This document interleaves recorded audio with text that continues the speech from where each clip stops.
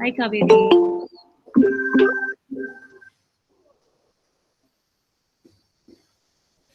Right. So the recording button's on, and first I'll start off with requesting all of you to turn your cameras and mics off, as that interferes with the recording. Thank you, and welcome to the third in the series of very special lectures, the history of the Plate fundraiser. Thank you for being here. Thank you for contributing to COVID relief in remote parts of the country. And this week's funds are going to Kalab Trust, as most of you will know.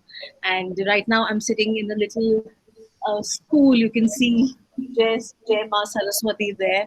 I'm sitting in a primary school here, which we've taken up to run our langar for the COVID care center and the hospital over here in Mori.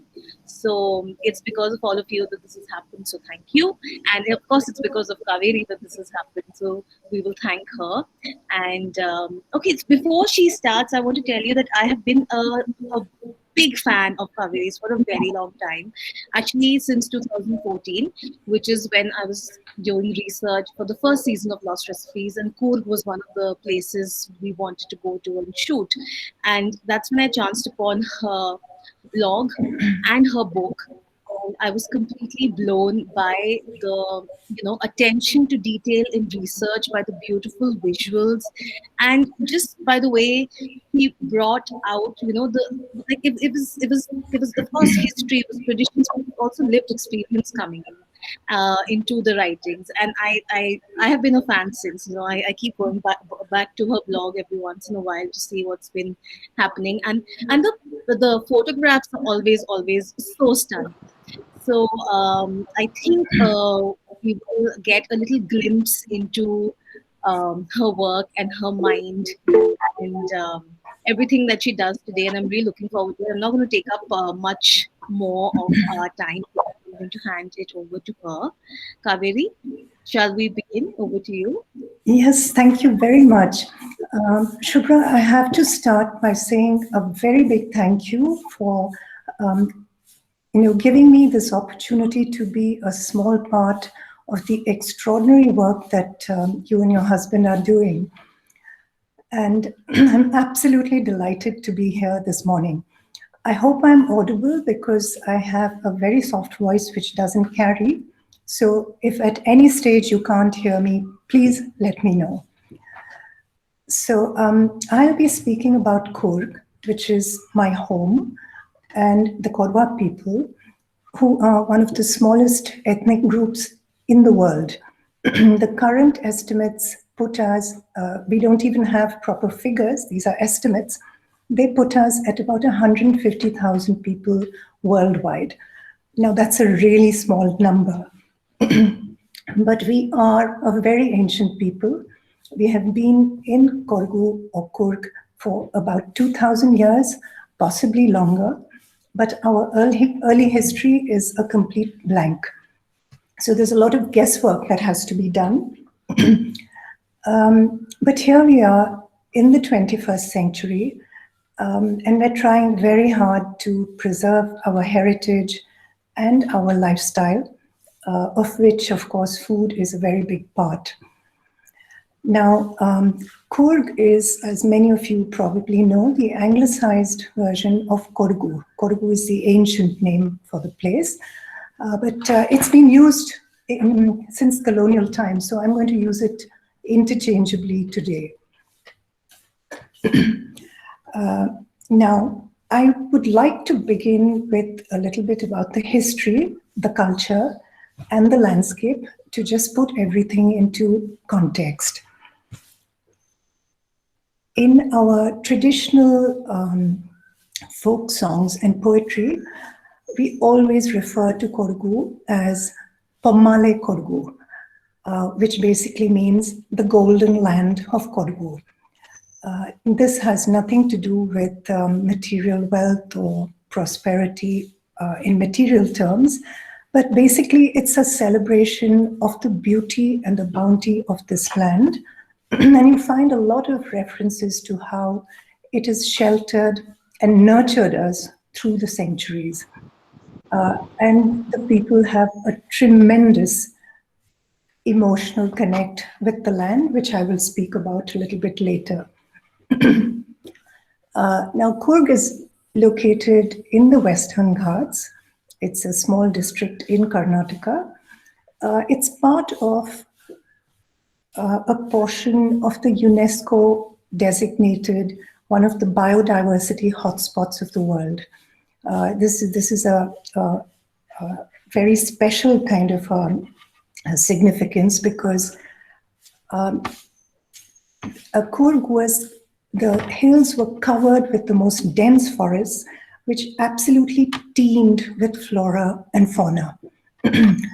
This is, of course, very, very sadly depleted now. We've lost much of our forest cover and our animals and plants, but this was actually the background to the place. And the other thing which is very important is that Coorg is the source of the sacred river Kaveri. Now, this plays a very important role in our belief systems, in our worship, and I think even more importantly, in our relationship to the land. Historically, Coorg was a very remote and isolated place. Nobody much wanted to go there because, as I said, you had these terrible forests. They were really fierce forests. It was teeming with wild animals, and for many, many months in the year, it just poured with rain. It was torrential. And I'm just going to read out a little bit which a Swiss-German missionary who wrote in the mid-19th century, he had this to say about the forests. It says, in the Ghat region, the forests are so dense and tangled by thorny underwood and creepers that they can only be penetrated by beaten paths and under the guidance of one familiar with their formidable mazes. So this, in brief, is a picture of the landscape. It was mountainous, it was forested, and it was absolutely wild. The Coorg people themselves were very happy with this landscape. They loved their wilderness, and in fact, they did everything that they could to preserve it. Coorg has one of the highest designated sacred groves in the country because this was a very important part of our worship. So you have this extremely deep relationship with nature. To come to the people, the Coorg people are a bit of an enigma, a bit of a mystery. I keep getting asked endlessly, where were they from? And the answer is that we don't know. Even after 20 plus years of research, I was not able to find any proof, as in concrete proof, to support the many, many theories which have been put forward. So that is where it rests.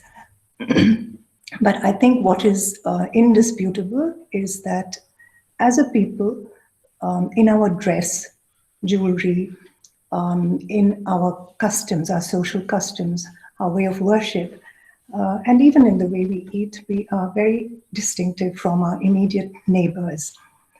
I think the only possibility, or I should say the probable source of our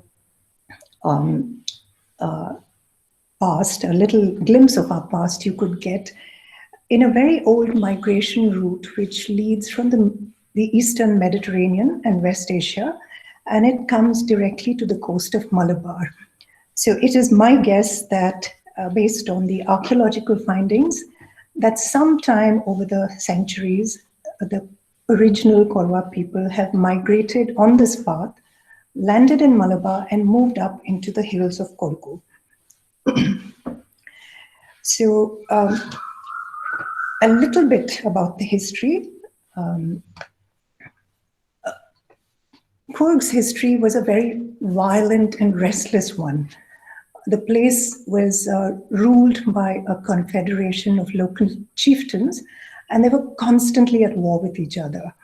And when they were not feuding, they were fighting wars at their borders to keep their borders secure. And they placed a lot of, excuse me, they placed a lot of value on their heritage as warriors. Now, in the late 18th century, they fought a series of catastrophic wars with Hyder Ali and Tipu Sultan, who were the rulers of Mysore, and they had far superior numbers, modern, well-equipped armies. But the Kodwas fought with great desperation. They desperately wanted to defend and hold on to their land. The result of this was that we lost a very big proportion of our population in those wars, and with them went a big chunk of our history. So this is why you find that there are these big, long gaps. Now, a very short time after these wars, Coorg was taken over by the British, and they ruled for a little bit under 150 years. And they were responsible for introducing coffee as a commercial and plantation crop. So in this era, the colonial era, you see the biggest permanent changes to culture, cultural practices, and very importantly, the environment, because it changed forever. One last thing I'd like to mention here before we move on to the food is something that not too many people know, that from 1947 to 1956, Coorg was an independent state. It had its own chief minister and administration and cabinet. So, Shubhra, may we have the first set of pictures, please? I'm going to try and show you, yes, just a few pictures to give you an idea for those who may not have visited Coorg, of dress and people, an ancestral home, a little bit about the landscape.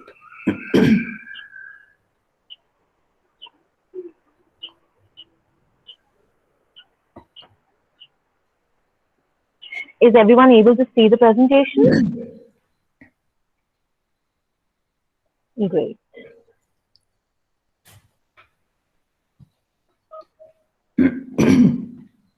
Sorry. So this is a typical landscape in the northern part of Coorg, which is one of the most beautiful parts. And as you can see, it's steep, it's rugged, it's forested. And this is what the people loved, and this is what they did everything to preserve. The next one is of a typical ancestral home. These were the clan houses, and as I'll be explaining later, these are very sacred spaces for us because we believe that the spirit of the founding ancestor of each clan is housed in an ancestral home. The next one is of, it's at a wedding, but I've used this to point out dress. This is how women dress, with the headscarves and a typical style of draping their saris. Next we have, yes, this is a man's costume. This is the, it's literally a warrior bridegroom. You can see that he's heavily armed. He's got a knife at the back of his waist, and he's got one tucked into his kamarband. And finally, the next picture is, again, just to give you an idea of how people dress. I think this is the first lot, so I'll carry on with my talk. Now, the Kodwa people were very rustic. Their lives were extremely deeply embedded in nature, and they were hunters, they were warriors, and they were farmers. And as I pointed out, they were divided into clans, and these clans lived in these ancestral homes which were extremely isolated. They were set deep in forests. Of course, most of the forests have disappeared, but they were not villages. They were just isolated houses. And all the clan members lived and worked here. And typically, an ancestral home looked out onto the rice fields, which belonged to the clan. Rice was the staple. Rice was the wealth of Coorg, and it was the most important crop. So you had rice which was worked into every meal, literally every meal. And the rest of the food in the past came from the forests.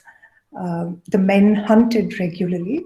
So you had venison and you had wild boar, you had wild game birds, turtles, eels, fish from freshwater streams. Literally everything came onto the table because in the past we didn't really have any restrictions on what we ate. In addition, we had a lot of wild, again, foraged greens and, for instance, colocasia leaves, wild mushrooms, jackfruit. I'll come back to all of this a little later. So that left us with salt and oil. This was traded with Malabar. Malabar was our closest neighbor in the south, and we had a thriving rice trade. So these caravans loaded with rice from Coorg would go down to Malabar and sell the rice and come back with salt, fish, salted fish, which would see people through the monsoons, and they would bring oil. In addition to this, between the harvests, people grew a lot of pumpkins, gourds, Mangalore cucumber in the paddy fields. And this they used through the year, either fresh or preserved. This worked its way into the kitchen, and that was cooked into several different kinds of dishes, which I'll come to. So this is a summary of our cuisine. It is rice, a lot of vegetables, meat, very little dairy. It's low on sweets traditionally, and lentils, surprisingly very low on lentils. I find this in the Northeast as well. They have a lot of meat in their food and not too much on lentils. So if we had to look at some of the defining dishes, we have to start with rice. It is, the basic for me would be, for every Kodwa would be the akyoti, which is an unleavened rice flatbread, which is cooked on a hot griddle. Now, this is a typical breakfast food, and we eat it with a selection of chutneys, which we call pajji. So you might have pajji, which is a great favorite, which is roasted, fire-roasted onion, green chili, toasted sesame seeds, and a little jaggery and coconut all ground up. So this is very typical. Or you could eat it with tender bamboo shoots, fried or curried, depending on the season. Or maybe fresh butter and wild honey. Honey is a big component in our diets. And you find that even a couple of generations back, including my mother, my mother-in-law and my grandmother, they all kept honey bee boxes, and they had their own honey. They harvested their own honey. So this is akyoti, which is a breakfast dish. But what I always like to call the heart of Coorg cuisine is the puttu curry combination. Now, puttus are made of broken rice, which is cooked and steamed into different shapes and textures. For instance, one of my favorites is nu puttu, which is, you can describe it as a little sort of a heap of rice noodles. It's a bit like Kerala's idiyappam, but it's cooked differently. And this would normally be eaten with chicken curry. Then you have paputtu, which is, again, broken rice, tari, which is cooked with a little bit of coconut, with milk, a dash of sugar, and cardamom. So this is steamed into flat cakes, and it's sliced, and you could eat it with a mutton curry.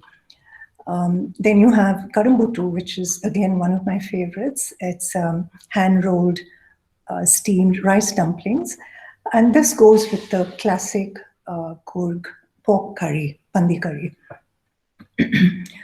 So this is just a quick summary of a few puttus. You have a wide range of sweet and savory puttus, which you eat according to season or depending on the occasion. So what I would like to point out is that Coorg cuisine never crowds a plate with flavors. If you look at these puttu curry combinations, they're near perfect. And we don't really disturb it too much. It's come down like that, and it works extremely well.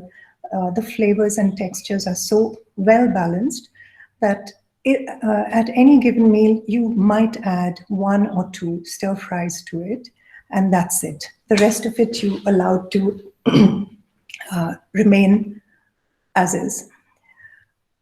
Now, if you were to ask me, do people still eat like this? I would say in Coorg, although a lot has changed, people still try to stick with that traditional way of eating. And I think this has a lot to do with the fact that the base is still agricultural. So people live on the land and they remain connected with the land. So they try to, I think it shapes how people live and how they eat. Now, since Shubhra has given me a beautiful title to work with, the Coorg Kitchen, I'm now going to describe a traditional Coorg kitchen. Now, although I didn't grow up in the villages of Coorg, I was extremely fortunate. I think of this in retrospect. My grandmother, my maternal grandmother, who lived in Markeri, in a very large modern house, who had this gigantic modern kitchen with all the conveniences and gas. Leading directly from this kitchen was a traditional village kitchen. When I look back, I think it could only have been done because she must have been a country woman at heart, and she couldn't bear to leave her kitchen behind. So this kitchen, typically you would have a waist-high mud hearth or oven called an ole. Now, you had the main wood-fired, the main wood-fired hearth. Then you had a smaller one to cook the minor dishes.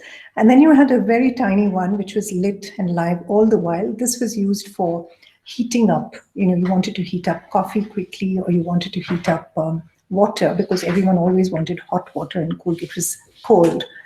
So you had this. And above this wood-fired hearth, you had a wooden frame. And suspended there was a little cane basket which contained salt. Cane and bamboo grew very well in Coorg. And you also had a range of dried meats which were preserved there, your dried pork or your dried venison when we got it, and dried fish. All of this was put up there to keep it dry. Many years back, I had this interesting story I'd like to share with you, where I was speaking to an elderly Korwa gentleman, and he told me that in the days when they were still, they were using guns much more freely, they would hang their little kegs of gunpowder above the kitchen fire and to keep it dry. And I thought it was a very dangerous way to live, but people seem to have managed quite well. So they had all of this above the fire. And in addition, they had a lot of big grinding stones, different kinds of grinding stones, depending on, mortars and pestles. And you use these to grind rice or batters or spice pastes and so on. Shubhra, may we see the pictures of the vessels, please? Yes, just a second, I'm presenting.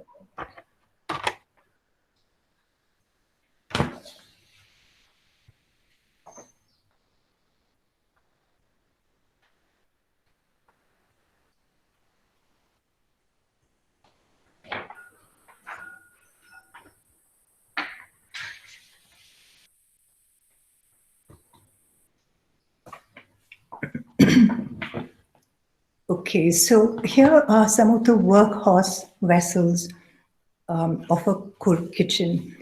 The one dead center is the one we use very frequently. It's a copper steamer called a sakala or a chakala.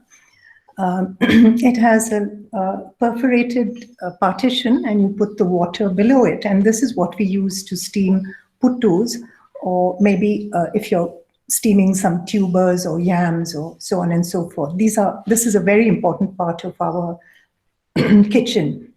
Now, in the past, everything was made of wood or terracotta, and then you have this transition to brass and copper. To the left are the indispensable curry chattis. Now, these were really, really important, and I still use them, particularly for fish and for chicken and for pork. The taste is completely different, and people were very particular about their curry chattis. And in front is what we call a kaikane, which is a kind of a ladle, which is a half coconut shell, as you can see.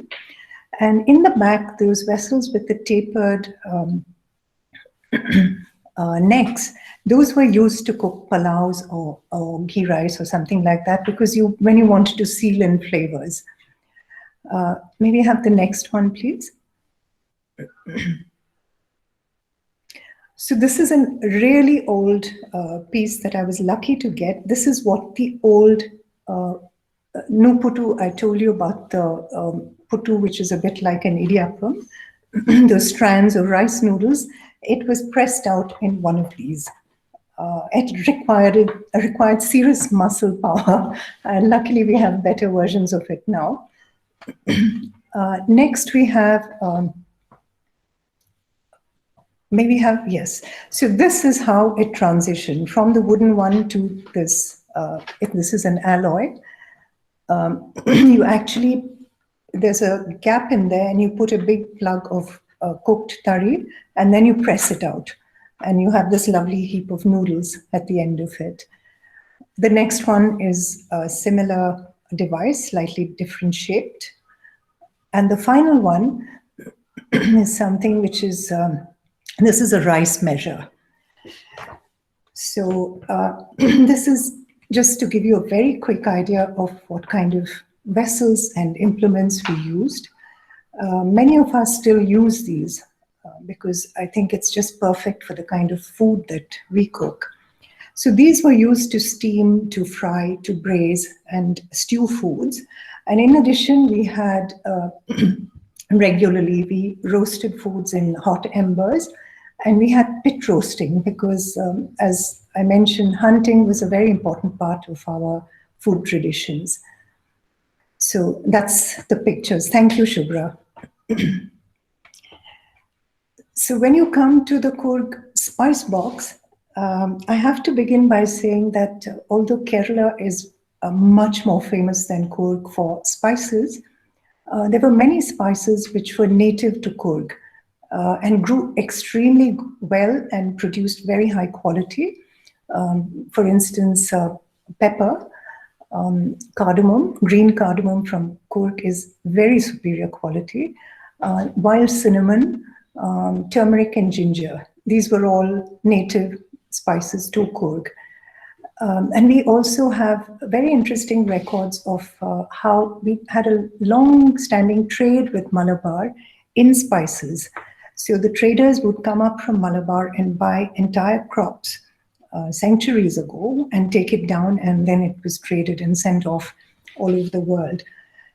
So our spice blend, our basic spice blend, which goes into almost all our foods, is based largely on these local spices. So what we have is something we call karta masala. It basically means black masala, and it refers to the fact that these spices were very dark roasted. So you had what we do, we don't roast them all together. Each spice is individually roasted according to its character. It's cooled and then pounded separately. Now, this I feel is one of the secrets of cooking, because if you do this, your dish tastes completely different. And now, what the dry roasting does is it removes the excess moisture, because, again, as I said, Coorg used to be a very wet and damp place. But it also deepens the flavors. You get a much more earthy flavor from the spices. And in addition, I find that there's a greater depth on the palate when you taste these spices. They're much more complex. So, how do we use these spices? They never go directly into the hot oil, which is what one does with in a number of other cuisines. This spice mix always goes in mid cooking. There are some home cooks who actually marinate the meat in this spice blend. And it's also used as a finishing spice.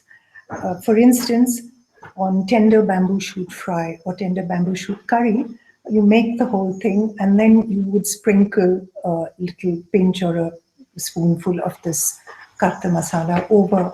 And while mango curry, for that matter, we would just sprinkle a little bit of the spice over the top.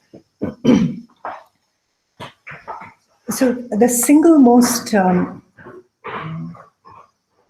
important ingredient which a Coorg cook would carry literally to the ends of the earth is kachampuri.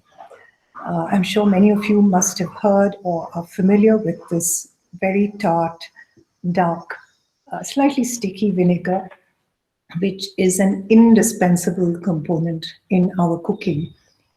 Now, in Coorg, we make kachampuli from the very ripe fruits, and we let them break down, and we collect the juice of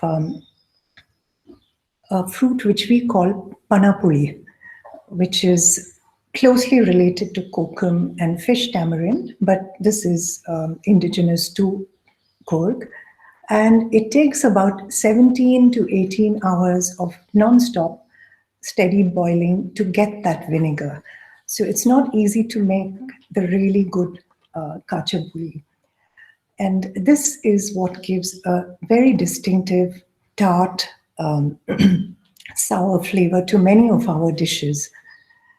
And we use it as a marinade, we use it directly in a curry, and we use it in meat as well as vegetable dishes. It's not, sometimes you hear people saying that it's only for meat or only for pork.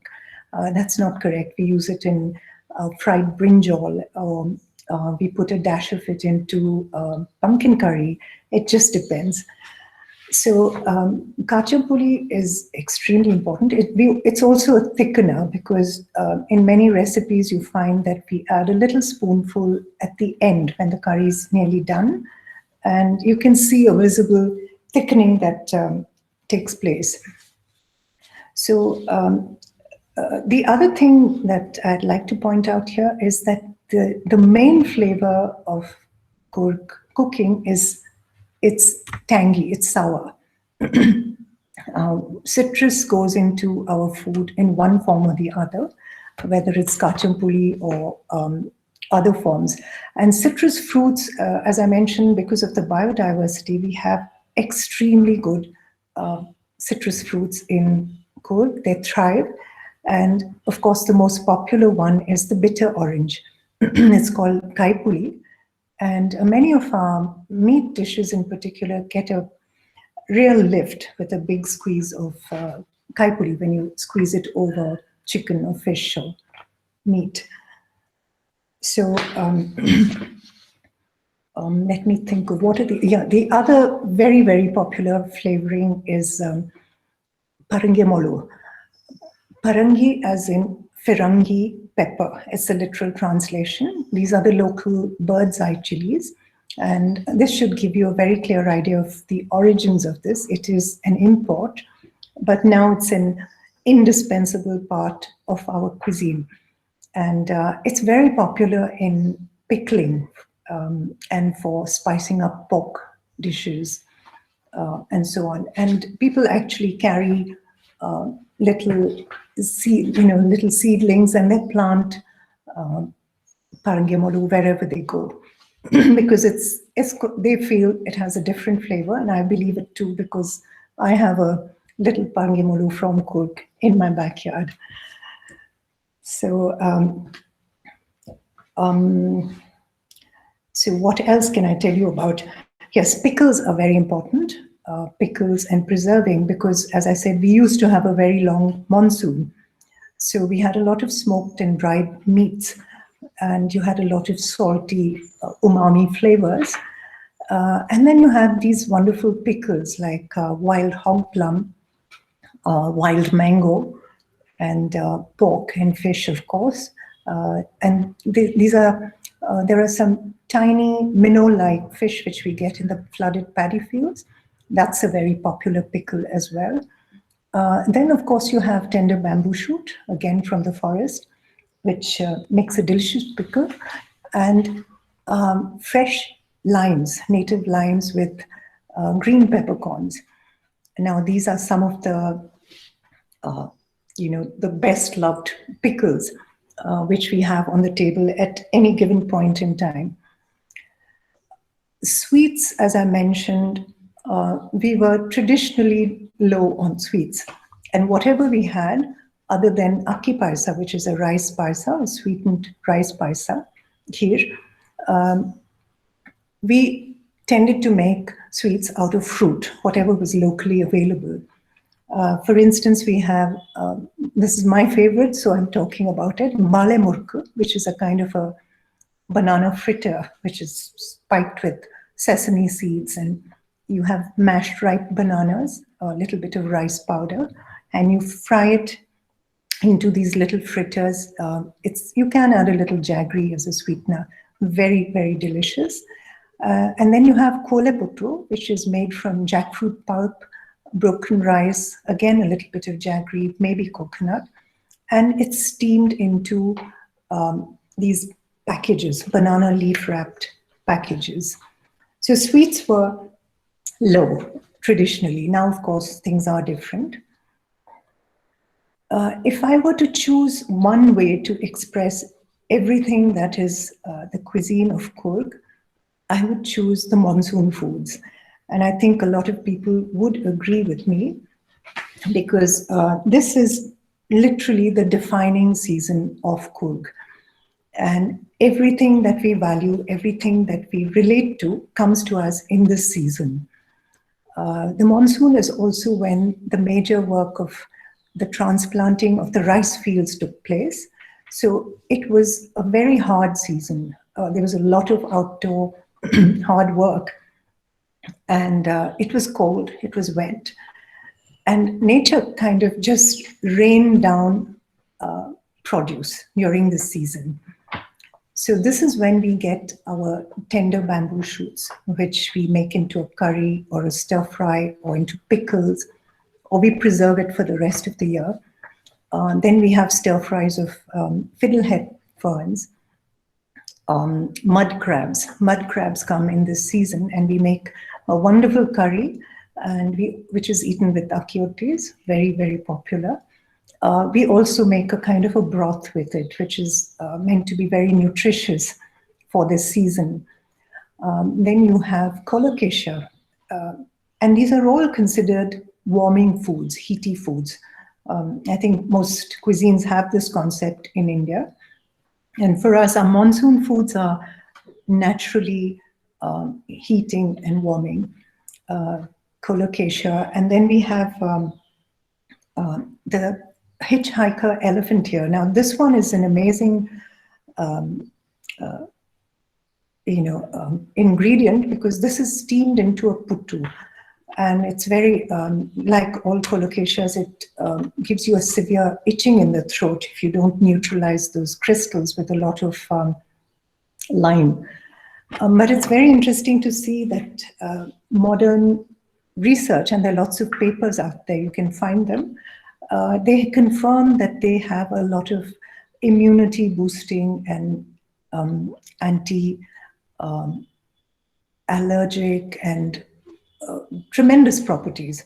So this again is eaten at this time of year, the monsoon. So this is a very intense season for us in terms of flavors, because everything that we love just comes crowding in. And then, of course, this is when we make use of the meats and dried fish, which we've preserved. So there's a lot of smoky, umami, salty flavors, and there's a lot of fat and smoke and salt everywhere. It's a delicious season. That's the only way I can describe it. We also get wonderful wild mushrooms, which are becoming a little rare now, but they're still there. And these we either roast them or fry them and curry them, pickle them. So this is all the bounty of the monsoon season. And actually, roasted mushrooms are my favorite because we just singe them on hot embers or on a very hot tawa, and you rub it with the powder of that bird's eye chili that I told you about, just a pinch of that, a little bit of salt, excuse me, and a squeeze of local, local lime. So these are the delicacies of the season. And of course, the reigning queen of the season is what we call medicinal leaf. It's a very simple name, medicinal leaf or medicinal plant, and that is Mandatopu, which is Justicia pinarensis. Now, this is a very ordinary looking shrub which grows wild on the embankments, shady embankments in Coorg. What happens in the monsoon is, excuse me, is that in our traditional belief, from the end of July to the first week of April, on 18 consecutive days, one new medicinal property is incorporated into the leaves and stem of this plant. So in the first week of April, we harvest these leaves and these stems, and then we crush them a little bit and soak them in water. And then the next day, we boil this big vessel. And what you get is the most dramatically beautiful indigo violet extract.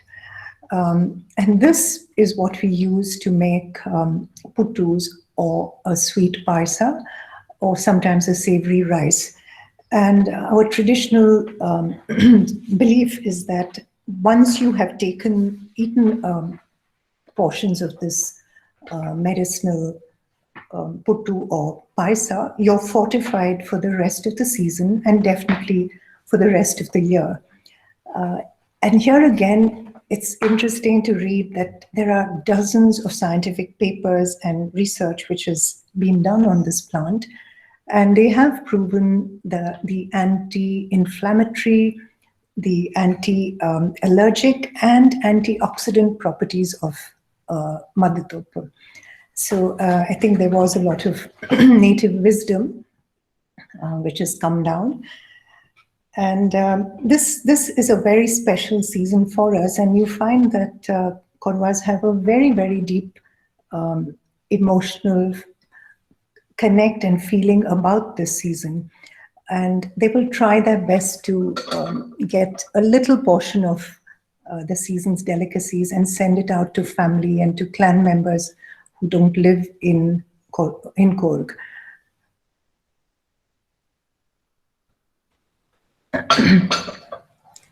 So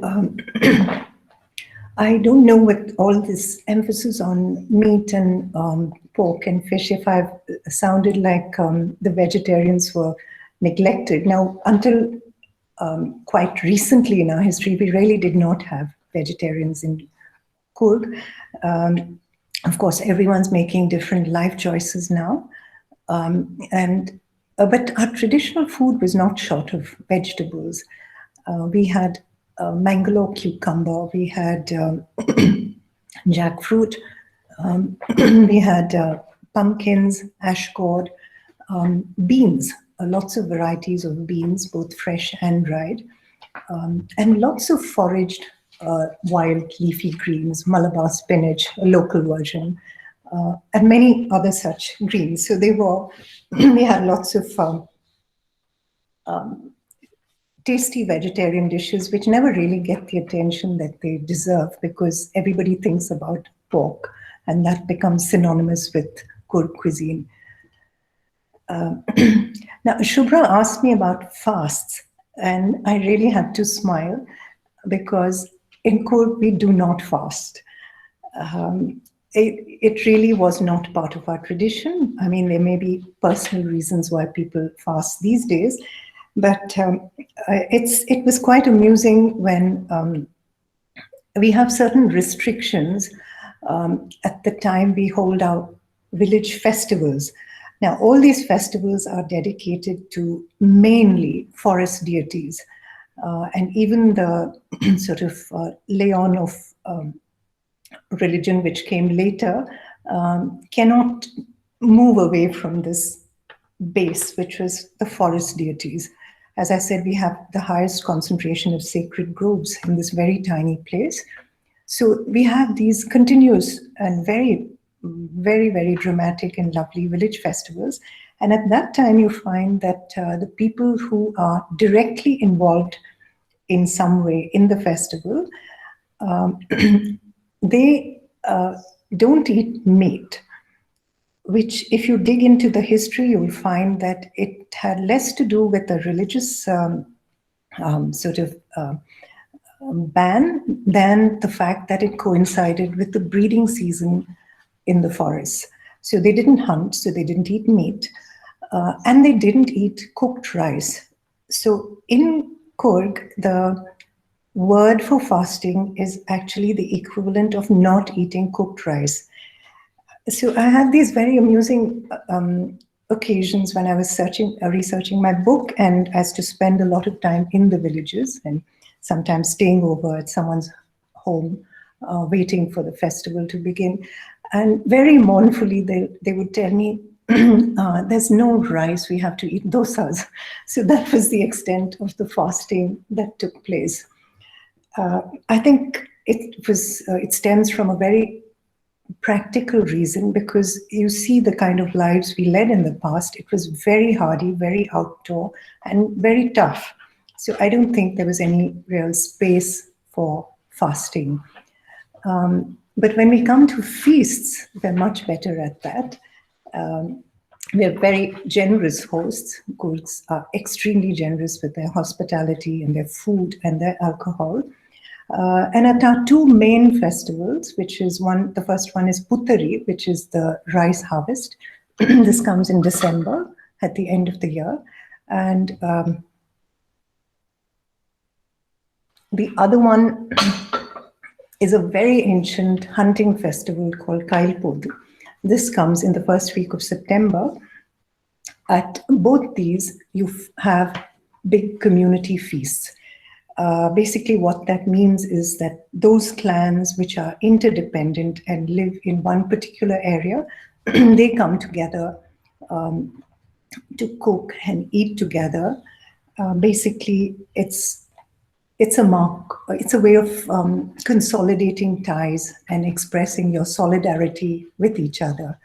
When you come to the wedding feast, which is, of course, my favorite, I have to begin with alcohol, only because it plays a very important part in our tradition, not just in the social traditions of drinking, where both men and women drink, grandmother's drink. Everybody drinks above a certain age, of course, but also in ritual, because we offer libations to our ancestors regularly, which consider, if you consider the background, hunting was a sacred activity, and libations were offered to the god of the hunt in the forest, and they were also offered to our ancestors. And this is something we continue to do. And when we look at alcohol, again, we go back to rice, the most important sacred crop of Coorg. And my absolute favorite was because it's very difficult to get it now, was a drink which was actually distilled. It was not fermented. It was distilled from germinated paddy, and it's very much like sake. So this was a traditional drink, but at weddings now, of course, people serve whatever is available, and alcohol is served with a very specific range of excellent snacks.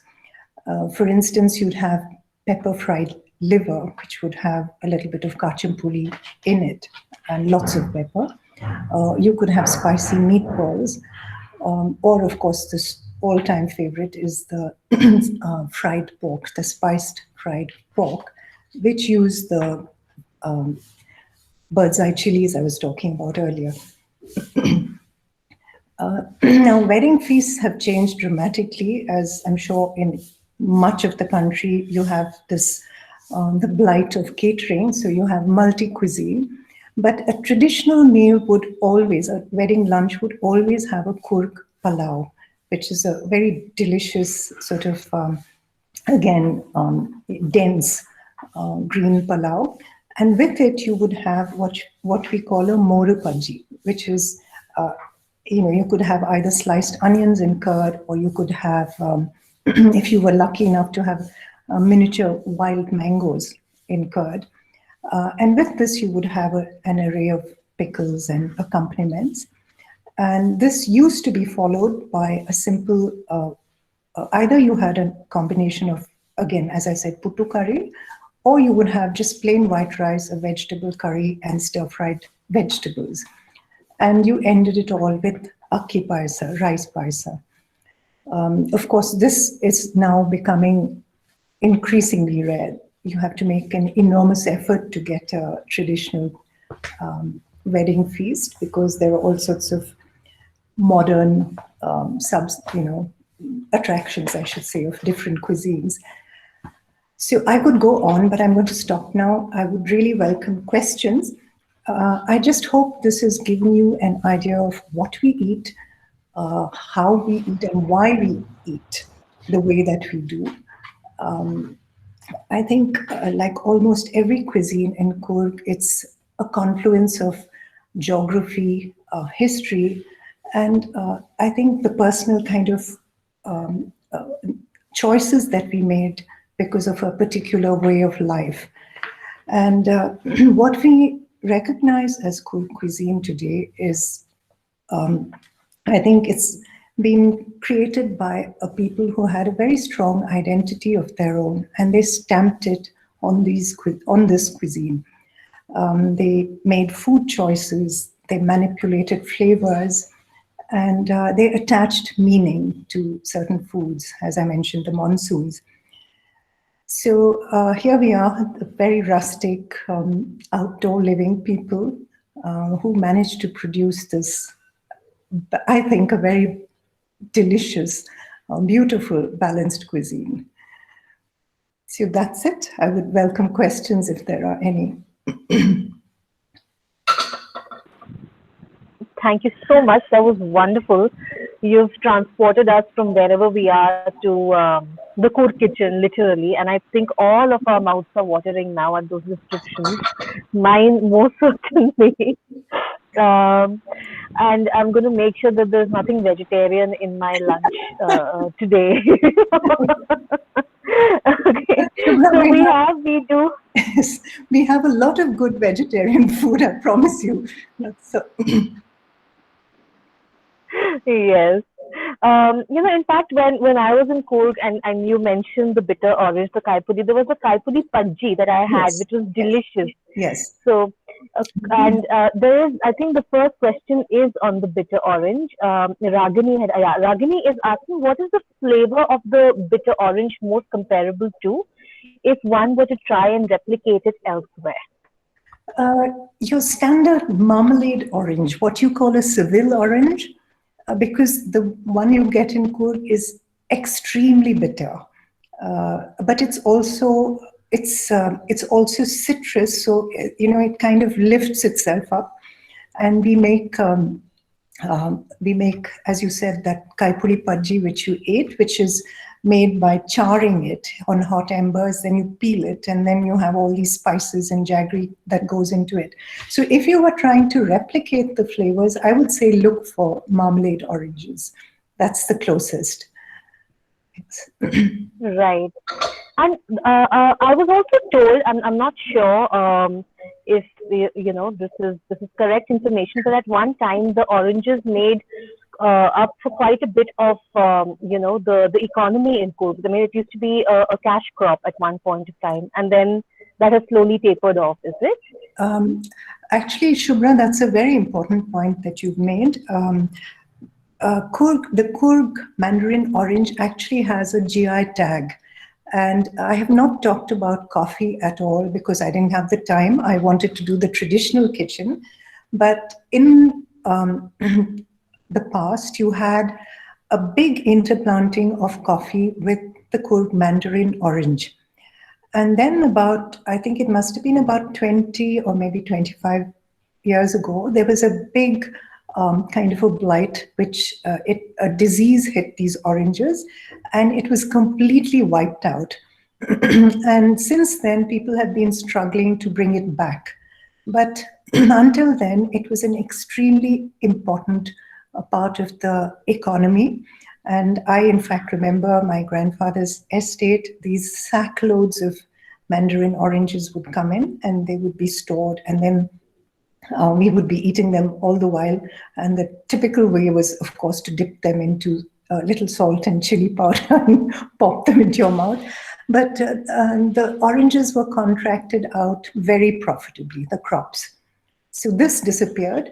And the other very sad and devastating change that took place, again, about the same time or maybe a little later, was um, how we lost our bee population. Because Coorg traditionally had a fantastic range of honeys. Because you can imagine with that kind of forest cover, we had these amazing pollinators, different flavors of honey. But one part of the reason was, of course, what hit other parts of the country. It was the import of a bee via Thailand to Kerala and parts of Punjab, and then traveled into Coorg. And this bee actually killed all the local varieties. That was one. And the other thing was something which was entirely man made, which was in the late 80s. There was a huge shift led by some of the big companies in the district to shift from Arabica cultivation to Robusta. Now, because of that, because Robusta needed less cover and the kind of inputs that Arabica did, large areas of tree cover were cut down at that time. So we were hit very badly in this in the last 20 or 25, well, 30 years, I should say. I hope that answered your question about the Coorg Mandarin orange, but it's struggling back. That's a positive note. So. That's encouraging. There's so much that goes into shaping how our culinary culture slowly, changes. Yes, And a lot of it is outside the kitchen, not inside the kitchen. absolutely. Um, Yes. And I think one of the encouraging things that I've found, because I'm actually, I have been working for a very long time on a book on the food of Coorg, and it just keeps going on, getting delayed endlessly, but it will come out. But I was very encouraged while researching that to get out and find that a lot of young people are doing their best to revive beekeeping. They're going around holding workshops, teaching people how to um, manage bee boxes and so on, because I think they have realized just how important it is to have these pollinators. Otherwise, we're not going to have anything left. So it was very, very encouraging to see them working really hard and keeping sometimes just 3 or 4 boxes on their, what their area acreage would support. But they were doing it. Um, so any other Right. questions? I'd be happy to answer whatever you want to Yeah. answer. Lots. There's quite a few questions. Um, uh, One Shubhra, second. this is Can you? Hi, Anandita. Anandita, I will take the questions one by one. Would it be possible for you to just type your question into the chat box over here? I've I'm already just put coming it. to all questions one by. I've already put it. Just have a Yes, look, okay, Shubhra? yes, Yeah. yeah. I'm seeing the questions one by one. Thank you. Yeah. So Neha has asked, are the mushrooms you mentioned, Kaveri, are they similar to the Goan olmi? If you know what the Goan olmi is like, Um, the wild mushrooms, the foraged, the I'm ones that are foraged. yes, I'm not certain, but I will say this because, in terms of environment, we're on the same belt because all the way from the hilly regions of Goa to Malnad and down to Coorg and then down to Malabar, the hills of the Western Ghats, you have similar environments, similar biodiversity. I wouldn't say the same, but I wouldn't be surprised if you find that you have you maybe you'll be able to recognize the mushrooms in Coorg. Yeah. Right. And mushrooms are it's incredible. Like where we live, we have two kinds of mushrooms. One is the gucci, Yes. the morel mushrooms, which everyone knows of. But you have these other mushrooms called chiao, which are like snow mushrooms. I mean, they're so beautiful and they look like a flower. And I'll share pictures, but those are absolutely delicious. Lesser known. They also don't last as long, as in they can't be dried. They don't keep too well when dried like the Gucci mushrooms. So that's why they're not very popular outside. You just have to find them in the right season, in the right spots by the rivers where they grow, but they're delicious. Coming to the next question. One second, sorry. Saroja has asked, is that what they call bolekal? Bolekal. Saroja, what is it that you're talking about? Bolekal. Is that what you Yes. think? So that's different. That is, it's fermented. That's drawn from a palm. It's from a toddy palm, and that is a fermented drink, which is not long lasting. That is different. But what I talked about is called kachana kallu, which basically means brewed or boiled. It's not boiled; it's distilled. It's a proper distillation that takes place. It's a very interesting drink, and it's completely clear. Whereas bole kallu, you'll find that it's cloudy. It tends to be, and the longer you keep it, the more it ferments in clouds. But this one is like sake. It's like a good sake. I'm very sorry that our ancestors didn't refine this. I think we would have had a very good industry going. But there again, if you think about history and how it affects what you eat and drink, Kachana Kalu was brewed in Coorg homes, in those ancestral homes. And it's very interesting that women had the technology and they controlled the brewing of Kachnakkal historically, right into the early and middle of the 20th century. But what happened was when the British took over the administration of Coorg in 1834, they had an interest to introduce their own liquors. So what they did was they opened these little liquor shops and they banned the brewing of Kachnakalli. And I have a first-hand example of that in my family, which I have mentioned elsewhere. My grandfather, one of my grandfathers, was in the Forest Service. And what happened was when he came back from Dehradun, he came back on leave. And he found my great grandmother busy brewing or distilling Kachnakalil. He apparently smashed all her equipment because he said that as a government servant, he wasn't allowed to permit this to take place. And my reaction when I heard that story was that if I were my great grandmom, I would have really whacked him because it's destroying such a fantastic part of our tradition. Yes, I completely agree with you. That's how we lose so many things. Yes, Um, I also has a question. She would like you to elaborate a little bit more on the smoked meat. on the, sorry, yeah, smoke. Smoked meat. Smoked meats. Meat. Okay. So, as I mentioned in the past, hunting was everything. And this actually went on quite late because you see, uh, for Kurds, it was a sacred activity. So, however much you banned it, you couldn't really stop them until there were really no option left for them but to give it up. So, what happened was whenever people shot a large animal, you could only consume so much at a time. The rest of it was carved up, and what you would do is make smaller pieces. I would say about maybe about 2 inches square or an inch square, depending on how you wanted it. You sliced it and then you rubbed it with a little bit of turmeric and salt, rock salt, and then you skewered it onto these metal skewers, and either you sun dried them, but the preferred way of drying was, as I mentioned, that famous wood-fired kitchen. You strung it up above the fire.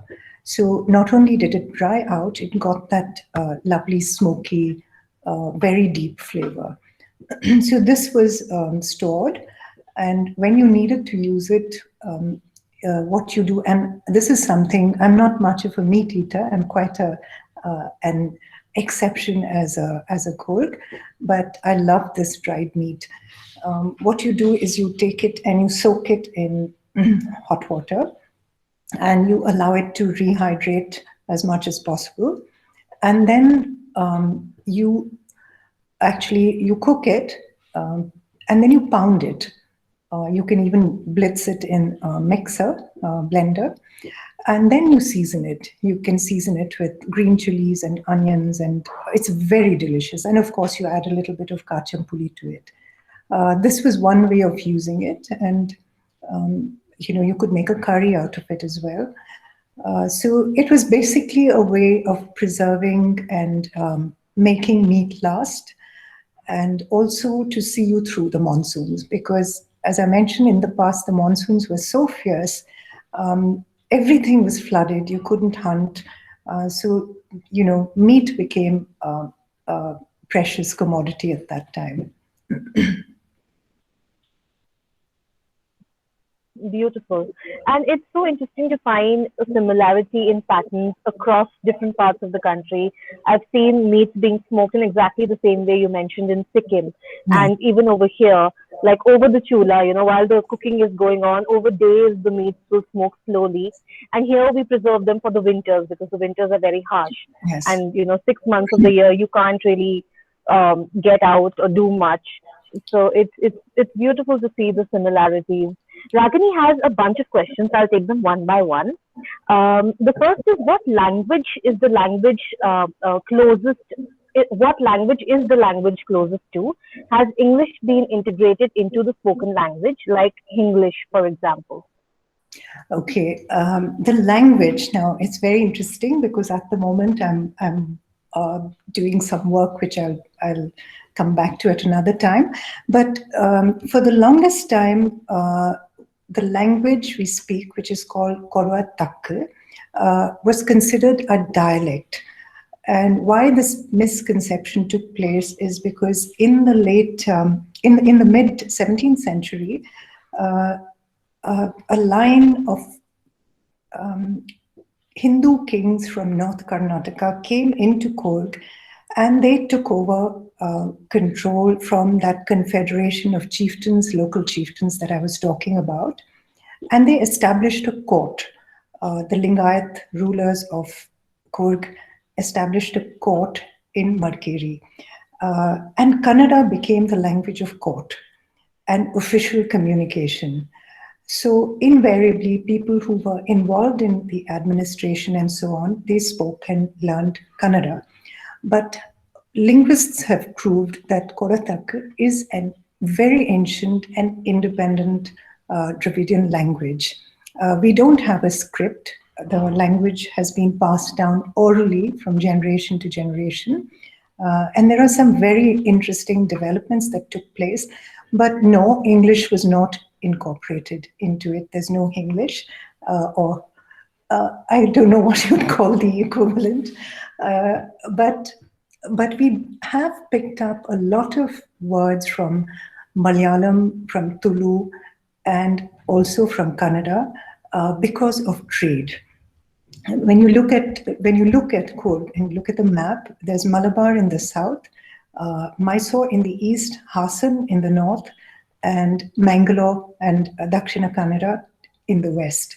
So it's a very, very tiny district. And when trade took place, you find that other words from other languages have filtered in. But it is an independent language. I hope that answers your question. That's very interesting. I didn't know most of that. That's very interesting. Thanks for asking that question, Ragini. Ragini, okay, the next question is, Coorg is known for coffee, but there are tea plantations as well. Are there particular rituals around these beverages? Sorry, I didn't get the last part. I got the first part of that. The last part I didn't get. Are there particular rituals around these beverages? Around the plantations? Around tea and coffee or the plantation? Okay. No. Okay. I have to clarify that. Coffee was actually already growing in Coorg when the British came. It had been brought there by Arab traders, and it was growing in small pockets around an area called Nalnad, which is where the hunting lodge of the old kings of Coorg was located. So it was already known to the people. But what the British did was they introduced it as a commercial crop because coffee had failed in Ceylon, what is Sri Lanka now. So a whole lot of British planters shifted to Coorg and they established these coffee plantations. Coorg has only one tea plantation. That is in the south of Coorg, and that was really an experimental thing. It didn't do particularly well. I believe because the rainfall was too high in those days. I don't know too much about it, but it was only the single plantation, tea plantation. And in terms of rituals around coffee, not really, but coffee, we make coffee, either we boil it with jaggery and we make something called bella kapi, which is a welcome drink. You see, as I said, in the old days, everyone walked those enormously long distances when Shubhra was describing, the kind of tracks and paths that people have to negotiate where she's living now. It sounded very familiar to me. People in Coorg walked very long distances. So when a guest arrived, the way you welcomed them was with a hot cup of coffee. No milk, it was black coffee with jaggery in it. So this was bella kapi for you. But in terms of rituals or significance, no, no. Thank you. There's another question from Ragini. Is the wedding feast typically served on a particular leaf or plate? The wedding feast traditionally was on a banana leaf. It was eaten on a Okay. banana leaf. And what I really must mention is that what I appreciated hugely was that uh, everybody sat down to eat in big rows. Everyone sat on benches, and you had a little high table, a long community table in front of you. And in a typical Coorg wedding, it is family and friends who serve the guests. You never had hired people because it was regarded as, I mean, you would have been insulted if you had been served by hired help. So it was family and friends, and we used to volunteer in the past, always to be co-opted and press ganged into serving at weddings because it was hard work, you know, going up and down the aisles and offering stuff. And one of the wonderful things was you never had wastage because unlike, you know, the buffet system where people always take too much on their plates, you had this banana leaf and you ate your first course on it, and then the second course came along and you said yes or no depending on whether you wanted it or not. So this was an important part of our rituals. And the other thing that I loved is that women and children ate first. What I forgot to add while I was speaking is that Coorg women had an enviable position in society. In the past, by law and by custom, they had property rights, they could initiate divorce, they could remarry after divorce, being divorced. Widows could remarry, and they had representation, which was very, very important. So at the wedding feast, you see them eating first. Of course, the matriarch of the family is running the show, so she holds back. But women and children get priority. That's fantastic. It's another, Ragini is asking about another wedding tradition, probably. Bale Birud. I don't know if I'm pronouncing it Yeah, right. yeah. It's called Bale Ketto, Bale Maryadi actually. The original term is Bale Maryadi. Um, Bale Maryadi is literally translated. It basically what you're doing is you're offering respect and an honor. Uh, what you have is banana stumps, plantain stumps, which are fixed on a little stake. They're fixed onto the stake on the ground. And you hear all sorts of stories that this is bridegroom overcoming opposition to win the bride's hands and so on. That is not entirely correct. In fact, it's not correct at all, because this is an honor that you offer. You could offer it to the bridegroom's mother's family when they accompany the wedding party. Or you could, in the old days, it was very interesting because the wedding parties walked from one village to the other, and it was a long distance through the forests. And I have this beautiful description from this old lady. She said, you know, we would all be fast asleep as children. And then the Coorg, it's called a Valaga, the band, with the horns and the pipes and drums. She says it was enough to wake up the dead. That beautiful music would blast through the night. And she said we would all get up and run helter-skelter to dance in the middle of the night. And each village that the wedding party passed through was offered this honor. So they would offer it to the bridegroom's party. So basically what it involves is whoever is the senior representative of the bride or the groom has to be greeted in a particular manner, has to be offered certain things like small elaichi, banana, betel nut leaves, there water, and then he accepts the honor and he takes his big war knife which he's carrying and he circles these banana stumps, and he calls out to the gods and to the ancestors. And the challenge thrown down to him is that he has to cut it in one stroke. each stump, which is quite a feat. So basically, it's an honor to show off your strength and your capabilities, but it's also a subtle challenge. You're throwing down this little challenge to say, we are welcoming you, we are offering you this, but now let's see what you can do.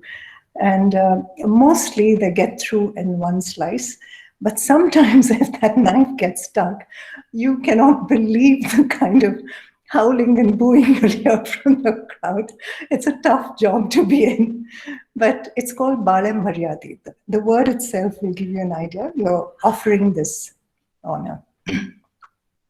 Shubhra, you've got me Wonderful. started on my favorite topic. You'll have to stop me whenever you need to, because We're enjoying this. there's no place on the planet I love more than Coorg, and I can go on for hours. So, We just have a few more questions. Another one from Ragini. Is there religious heterogeneity amongst those who identify as Coorg? um, I'm not entirely sure I've understood your question, but I'll try and answer what I think I've understood of it. If you look at, if you ask the average Kodwa or Kodwati, are you Hindu? They're likely to say yes. But if you look at our practices, we are ancestor worshippers.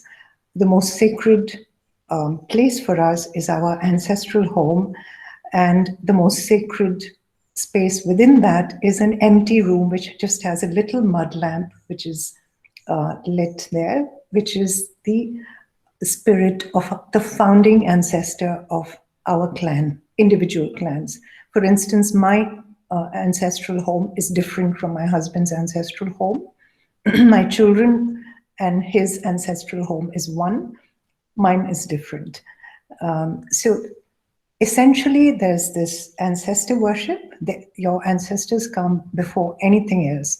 In fact, when you offer those alcohol libations that I was talking about, there are three that you put there. One is for your father, second for your mother, and the third is for God. And God is a generic, general term.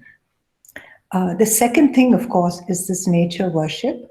The forest and the land is extremely sacred to a traditional Kodwa. And the third very important thing is the goddess Kaveri.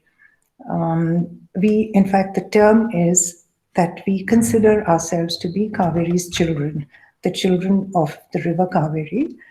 And we actually hold the land, we're custodians of the land on her behalf. So you will find at the time of Kaveri Shankramana, it means something very different to Korwa people. We have lakhs of pilgrims coming from elsewhere, but we celebrate Kaveri Shankramana very differently. It is the time when we believe that the goddess comes down to inspect the fields to see if we've done a good job of plowing them and planting them and raising a crop. So that at that time we put out these small offerings of food in the fields, and then we tie these creepers and leaves to scare away jealous field spirits who might have an eye on the crop. But that's the time we actually invite the goddess and we say, please come and look at the work that we've done. So if you look at the base of our worship, we have a very distinctive own way of worship. But over the centuries, we have incorporated a lot of practices from other communities who came and settled there. So I would say it's quite hybrid now. And then, of course, there are personal choices which are made. But for a Korwa or a Korwati, the unshakable thing is your ancestor. That he or she, because we worship both. There are female, ancestor spirits as well. So that is the source, the fountainhead of everything. How beautifully you describe that. It's 12:30, but we're going to take 10 more minutes just to answer all of the questions because there are a few more. I hope that's okay. Oh, yes, it's perfect. Arzu is Arzu's asking a question. She's asking about the preservation techniques of bamboo. Are there any preservation techniques when it comes to the bamboo? Yes, the easiest way is to salt it. In fact, I always have a supply of salted tender bamboo shoot. You have to go through the process, which I'm sure you know of, which is detoxing it for 48 hours. You soak it. You chop the bamboo shoot into whatever shape or size that you want, and then you soak it in water for 24 hours. Then you discard that water and you soak it again for another 24 hours. And then what you can do if you want to preserve it is that you squeeze out all the excess water and you salt it. Um, Basically like you would for a pickle or whatever, a handful of salt and then layers of bamboo and another, and you use rock salt, and another fistful of salt and so on and so forth until you have a jar filled right up to the top. The other way, of course, is to make a solution of brine. You make a brine solution and then you cube or chip the bamboo and you put it in there. And it can stay for years together. I've had lots of experiments with this. It preserves extremely well. How interesting. Okay, Anandita's question is there's a payasam of neem buds. Any history behind it? She saw it on Lost Recipes. If I might just add, this payasam you're talking about is called the Devina Huvina Payasa. And it is made by the Gauda community. There is a community of Gaudas who escaped, persecution when the troops of Tipu Sultan were persecuting people around Mysore, and they came and settled in Coorg. Yes. So this is something that they make, and I believe the influence comes from their roots, from where they are. And this is made particularly for Ugadi.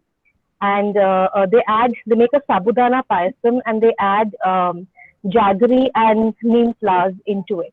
The neem flowers are basically sprinkled over in the end. That's what I know. I'm going to leave it to Kaveri to answer the rest of it.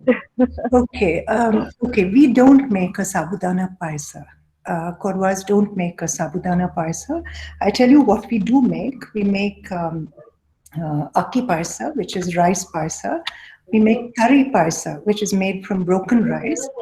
And we also make khaskhas paisa. These are the three paisas we make. And then, of course, we make the madhu paisa, which is with that purple extract I told you about.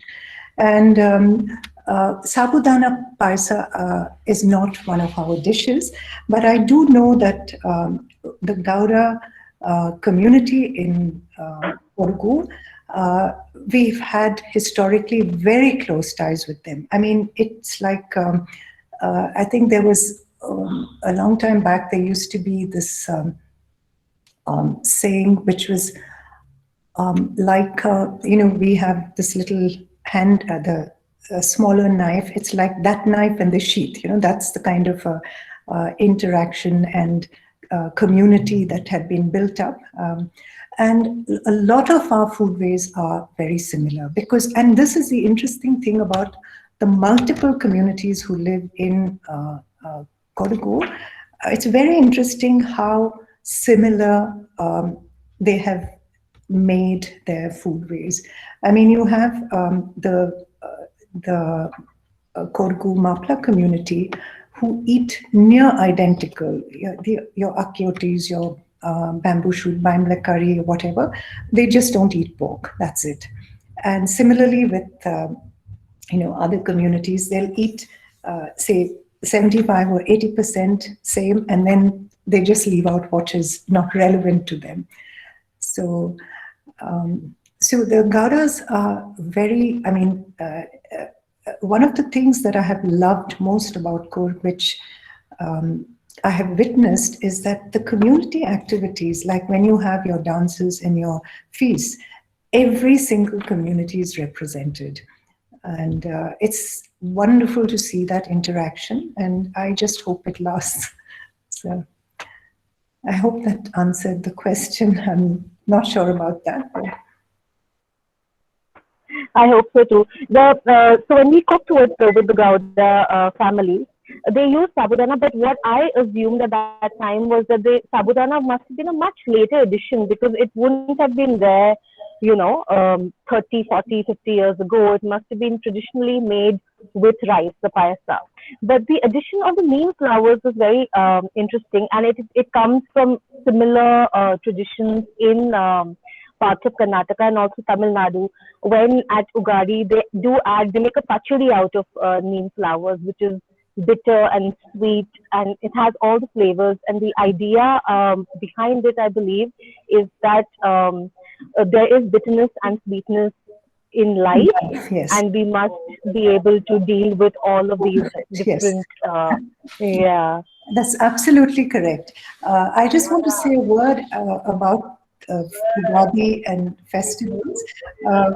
For Kodwas, the main festivals are Puttari that I mentioned, the rice harvest festival, Kailpodu, which was the hunting festival, and Kaveri Changrandi, as we call it, the Kaveri festival.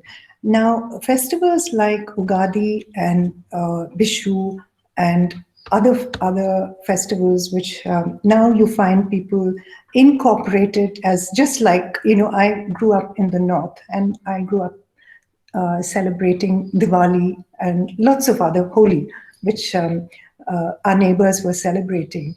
So that is what you find as the case in Coorg. Now you find these days many people celebrate Ugadi, and they do have that, crushed up tender neem leaves and jaggery and so on. But the main Coorg festivals, the Kodwa festivals, are Puttari, Kailpodur, and Kaveri Shankramana. I remember having a very interesting dish called the putari curry Yes. when I was in Kobe. It was delicious. It had the tiny koili neem. Yeah, yes. Yeah, in it. It was, Yes. That is one of my favorites. yeah, It's like one big stew of all the possible umami flavors you can think of. Uh, and that's a particularly, it's very much of that season, Puttari. People look forward to that. And then you have this famous Puttari yam, which now is not as popular as it used to be. It sort of matures at that time, so everybody steams it and eats it with a little bit of sugar and coconut. delicious. Okay, I was asking, is the jaggery used the regular one or is it more palm coconut jaggery? Is the jaggery? Oh, okay. Yes, traditionally it was palm jaggery, but now, of course, everything has changed. You have a lot of mixed. You have access to many more ingredients, and people make choices. But traditionally, it was palm jaggery. Yes. And Saroja is asking if there are any particular distinct recipes for game animals and birds. You know, I I have grown up at a time when wild game birds and it was still coming in. And I know that all my uncles used to shoot and stuff used to come in. And I've tasted this food when I was a little girl. There's really not that much of a difference. For instance, I've replicated a recipe for pepper fried quail, which I ate when I was very small. But I remember it used to come into my grandmom's kitchen, and all that I used for that was a little bit of pepper and kachampuri and salt.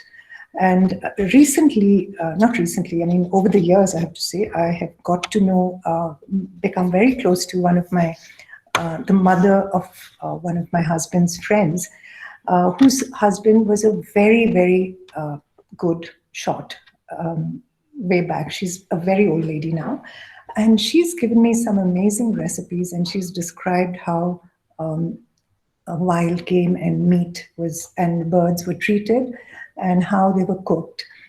And basically, it's that same spice palette and kachampuli. And there's it's a sort of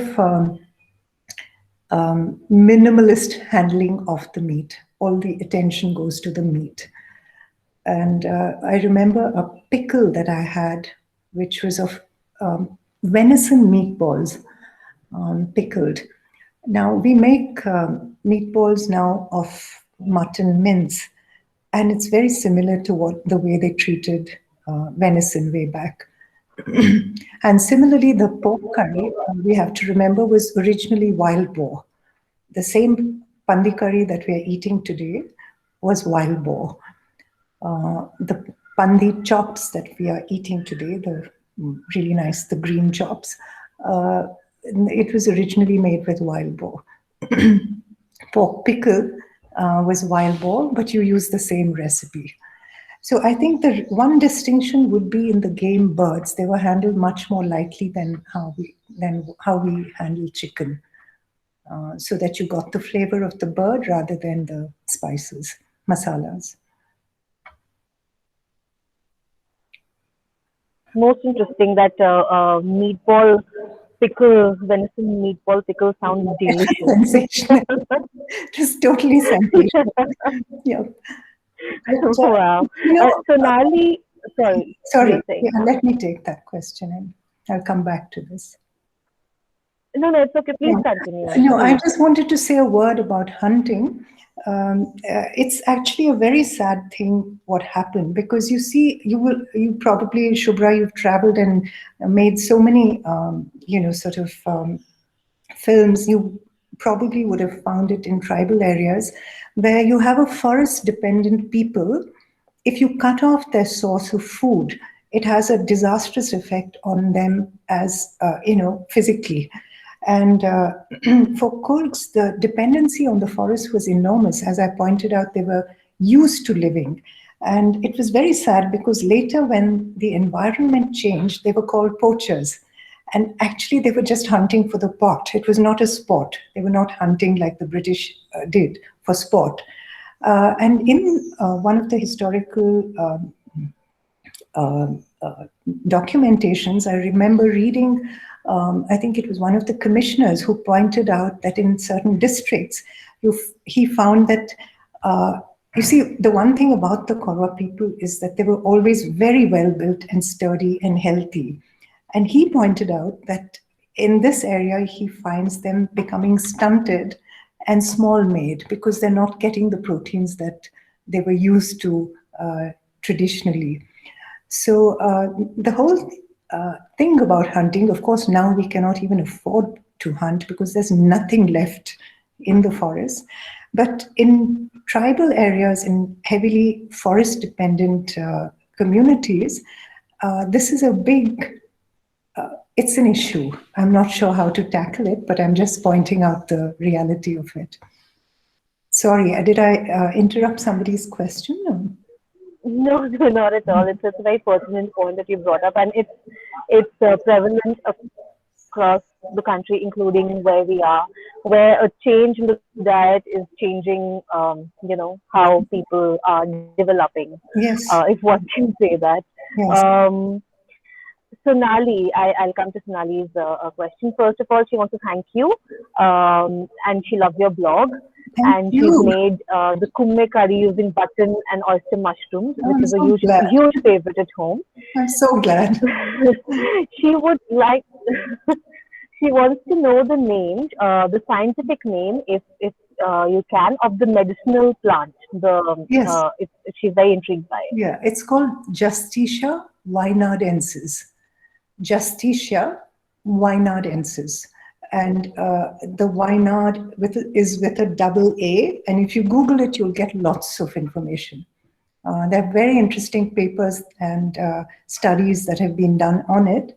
And for me, of course, it's interesting to see something that I've taken for granted and grown up eating, getting so much of attention. So. it is most fascinating. In fact, there's a beautiful blog post on your blog with the most stunning image. Also, I'll share that with everyone because it's something I really enjoyed reading. Okay, that's the last question I think. Ria is asking, and she's asking, are there any foods or dishes specific to funerary rituals or ceremonies? Funerary rituals. Uh, is that what she said? Yes. Uh, Yes. um, yes. Okay, they're little things. They're very little things. Um, we how do I get to this? Now I have to think carefully because there's so many little things. Okay, there's a little kind of we call it a kajaya. It looks a little bit like a cross between a donut and a vada. And that is made with a lot of turmeric, and that is attached onto a little kind of a branch of a particular shrub, and that is sent along uh, with the dead person. Also, the dead person is sent into the next world with a small package of food wrapped up in a banana leaf.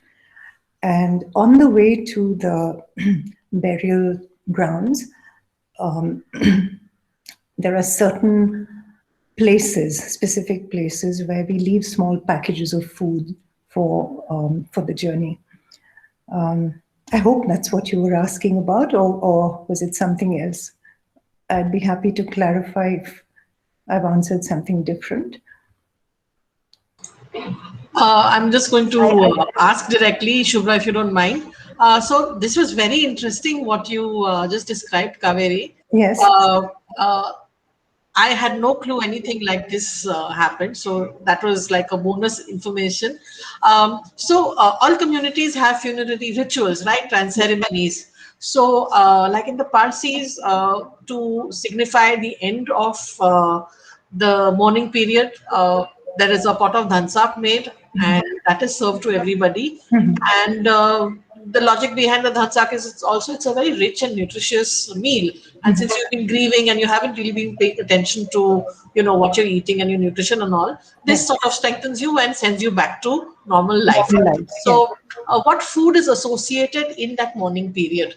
And is there any specific thing that's only eaten then? That sort of thing is what I was asking. No, not really, but yes, there are restrictions. There are restrictions. No specific food. For one thing, the house in mourning or the clan in mourning gives up meat. That's the big difference. And then there's an inner circle of mourners who have to, see, there's always a chief mourner who's closest to the person who's passed away. And then there's a cluster of people who actually, the literal translation of the word is they stand by that person's side, in the sense they volunteer to be with that person through this 11-day mourning period, and go through all the rituals that that person is going. Rituals per se are not too many, but they have to, they have to cook on the floor, in the sense they have to create a new build a new hearth for themselves, and so on, and cook separately for themselves.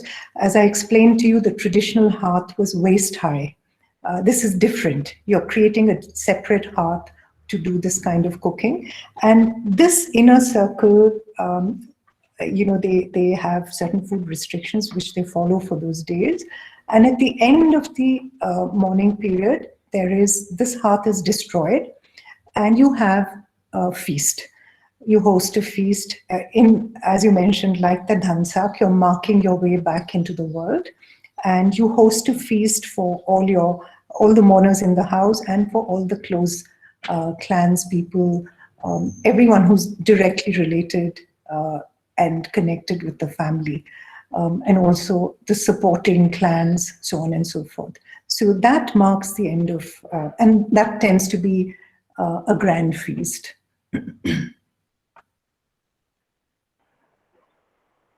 I'm just going to add, Purna has asked you, Kaveri, to please talk about Karna Kodpo as a part of the Karanam culinary Korpa. and Okay, okay.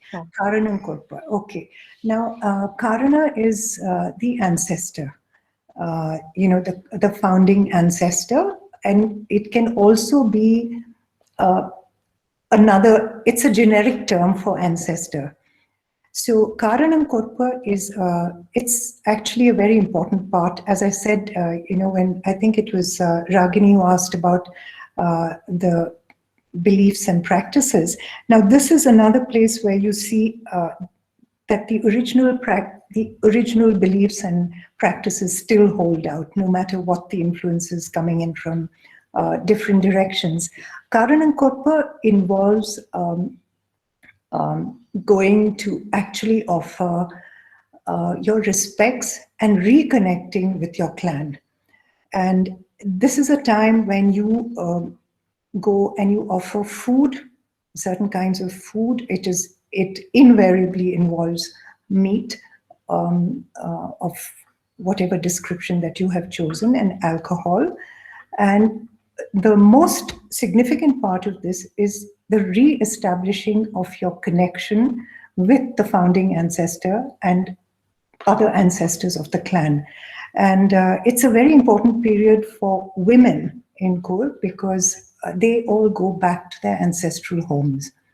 As I said, women had a very special role in Coorg society, and there's a term which is Tamane Muri, that is a daughter of the house, and it is a tie that is never broken. A woman is always offered refuge in her ancestral home, and Karanam Korpa is a very important part of our society. There's another custom, in fact, a whole set of rituals called Karana Tere. That is slightly different because that is when it's much more formal, it's much more elaborate. That is when the spirit of the founding ancestor descends into an oracle.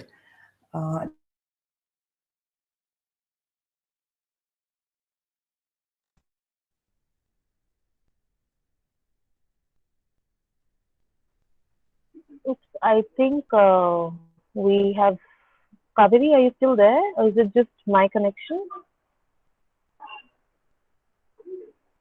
Can you guys hear Kaveri? No, she's frozen. Yeah. Okay. Okay. Fine. Fine. I think we'll just give her a minute to come back. There must be some because I still see her here, so there probably has been some problem with the connection. We'll just give her a minute. In the meantime, Shubhra, you can, tell us something until the time she comes back. Yeah, of course. Yeah. What would you want to hear from me? I want to, yeah, Sanjukta, I've been reading all of your, comments, and it's very interesting that you're drawing so many parallels between the food of Assam and the food of Coorg. It's very interesting. Uh, and I would love to know more, so I'm going to get in touch with you to know a little more about this. One sec, guys, I'm just going to call Kaveri to see what has happened and if she's going to be able to come back. Okay, just give me a minute.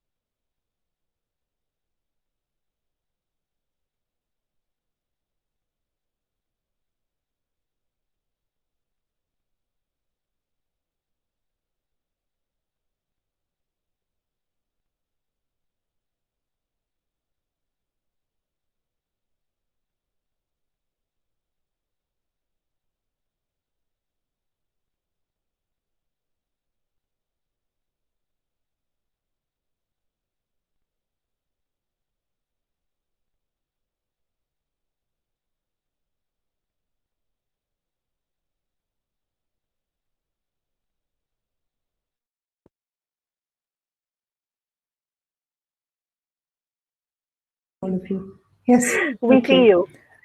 Uh, Sorry about that, guys. There was a glitch, but okay, Kaveri is well, back I to just say have to very bye quickly, bye. um, I just want to say a huge big thank you, Shubhra, for having given me this opportunity, as I said, to be tiny part of what you're doing. And thank you everyone who joined this session and for your wonderful questions. And I hope we meet somewhere again. And if you have anything you would like to know about Coorg, you could always email me. I'd be happy to answer questions. Thank you, Shubhra. Thank you so much, Kaveri. I'm so sorry about that little glitch in the end, guys. But we managed to get Kaveri No, back to that say was bye to all of fine. you.